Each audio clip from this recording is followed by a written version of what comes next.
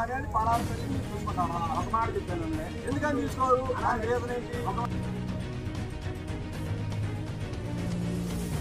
10 సంవత్సరాల తర్వాత మన బ్రతికేంటి, మన లైఫ్ ఏంటి? బైబిల్ ఏం చెప్తుందంటే ఒక మనిషి జీవితం గట్టి పువ్వులా ఉన్నట్ట. ఎలా ఉంది? గట్టి పువ్వు ఇవాళ కనబడుతుంది, రేపు కనబడదు. ఈ గట్టి పువ్వు లాంటి జీవితంలో మనం అనేక వాడి కోసం ప్రయాసపడుతున్నాం. ఆ గట్టి పువ్వు ఎలాగైతే వాడిపోతుందో ఒకానొక రోజున ప్రతి మనిషి జీవితం వాడిపోతుంది.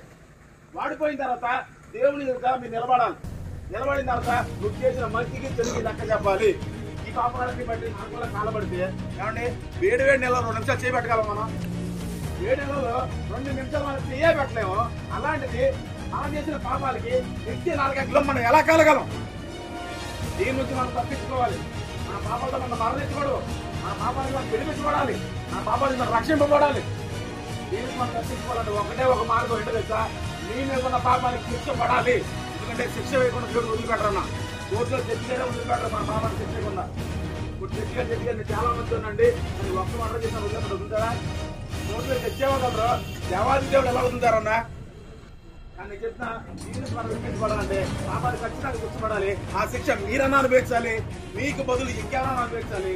మీకోసం, నా కోసం, మనందరి కోసం ఆ పాపాలన్నీ కూడా తన తీర్పు మీద తీసుకుని మనందరి కోసం ప్రాణ త్యాగం చేసి మనందరి కోసం మరణించిన దేవుడు ప్రభువుని యేసుక్రీస్తు. ఒకటే చెప్తానంట, ఈ భూమి మీద కానీ, ఆకాశంలో కానీ, పాతాళంలో కానీ అనేక మంది ఉన్నారు.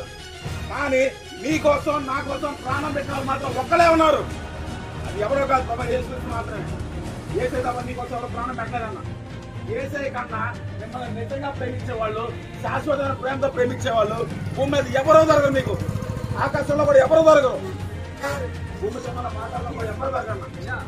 మీకు అర్థమవుతుందన్నా? నేను ఒకటే చెప్తాను, యేసే మీకు రక్షకుడు. ఆ నరకాన్ని తప్పించబడాలంటే యేసే మీ హృదయాన్ని అప్పగిస్తాను.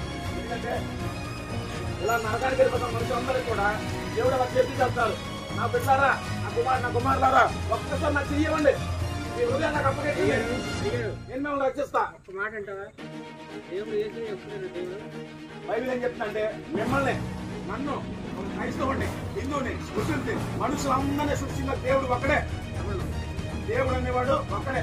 అయితే ఒక మాట చెప్తాను, ఈ భూమి మీద మన భారతదేశంలో 33 కోట్ల మంది దేవుళ్ళు కాకున్నారంట. ఎంతమంది? ఈ భూమి మీద మన భారతదేశంలో 33 కోట్ల మంది దేవుళ్ళు కాకున్నారు.